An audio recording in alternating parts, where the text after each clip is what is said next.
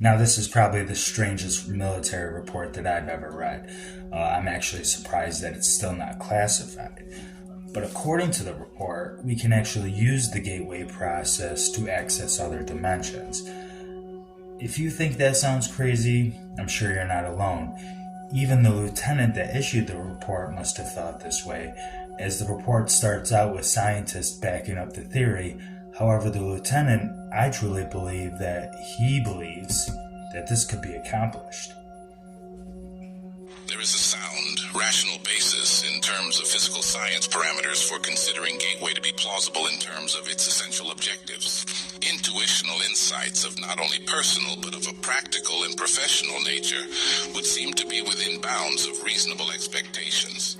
The Gateway process is a training system developed in 1970 by the Monroe Institute in Virginia. They have a week-long training program that anyone can do, even today. In the report, there was a warning that nobody expected. The lieutenant warned the military that they should be prepared for encounters with intelligent and non-friendly entities that could actually exist outside the boundaries of time and space. In other words, a dimensional war. Solid matter, in the strict construction of the term, simply does not exist. Rather, atomic structure is composed of oscillating energy grids surrounded by other oscillating energy grids, which orbit at extraordinarily high speeds. Even though anyone can learn the gateway method, you can't just snap your fingers and escape reality. There is some foundation work that you have to do first. You have to learn relaxation techniques, meditation, and have to have extreme focus.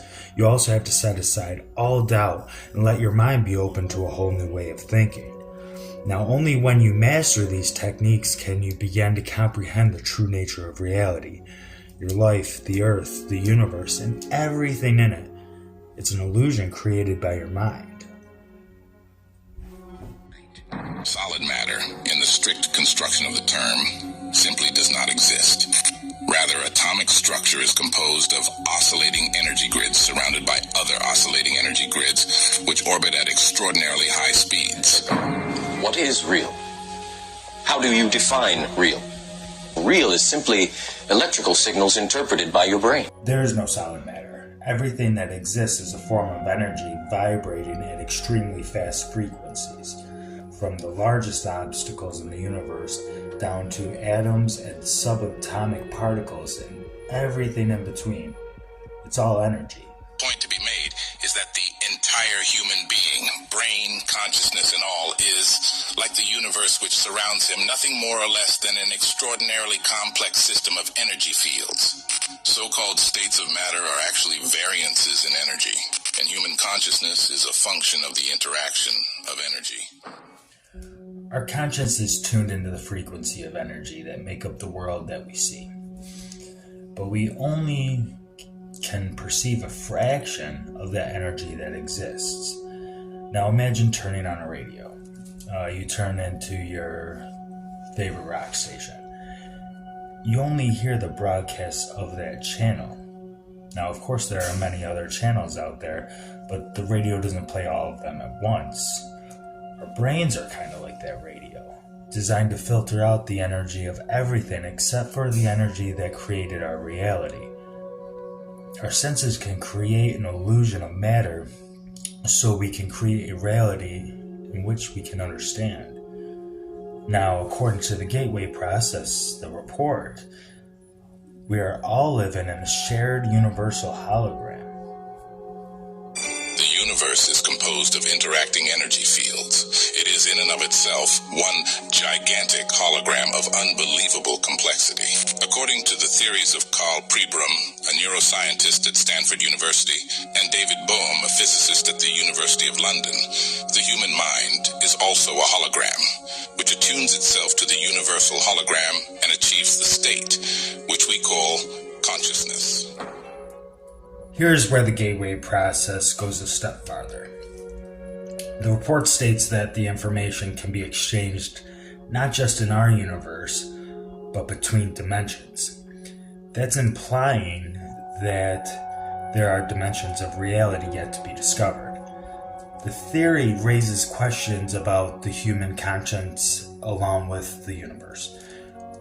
This means that humans are not just passive receivers of the information that's floating around the universe. We participate in this information, so by training the way we perceive and process this knowledge, it creates our reality. We can actually change reality itself. This technique is actually known as patterning, according to the Gateway Report. The technique of patterning recognizes the fact that since consciousness is the source of all reality, our thoughts have the power to influence reality if those thoughts can be projected with adequate intensity. So think of it like this. The top layer is our reality, everything that we can see and touch.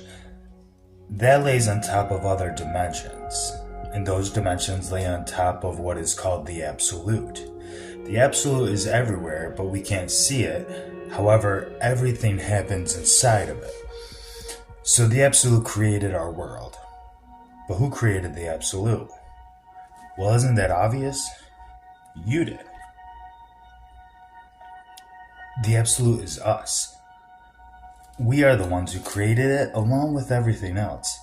Not one of us, all of us. Energy in this state of inactive infinity is termed by physicists as energy in its absolute state, or simply the absolute. Between the absolute and the material universe in which we experience our physical existence are various intervening dimensions to which human consciousness in altered states of being may gain access. Since the absolute is conscious energy in infinity that is without boundaries, it occupies every dimension to include the time-space dimension in which we have our physical existence, but we cannot perceive it. We are born into this reality with our own individual conscience. We live out our time here on Earth, and then our consciousness returns to the absolute, where it came from. The concept of visible reality, that is the created world, as being an emanation of an omnipotent and omniscient divinity who is completely unknowable in his primary state of being. The absolute at rest in infinity is a concept straight out of Hebrew mystical philosophy.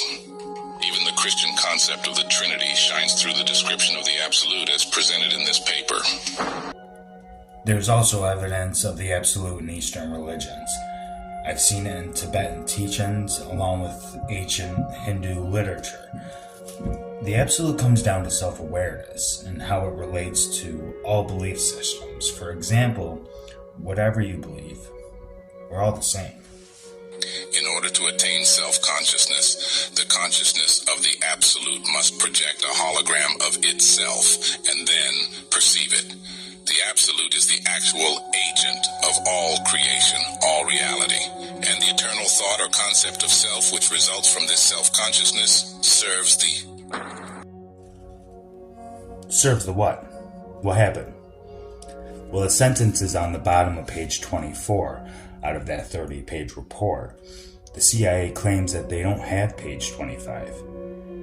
Interesting how the page explaining how to unite humanity is missing from the CIA files. The Monroe Institute actually released the page years later. And the gist of it is this: no matter what you believe, the gateway process can be a valuable tool to help a person truly understand themselves along with the nature of the universe. Everyone on Earth is part of this gateway process. The reason is to gain experiences, learn from one another, and take that energy back to the absolute. Hot?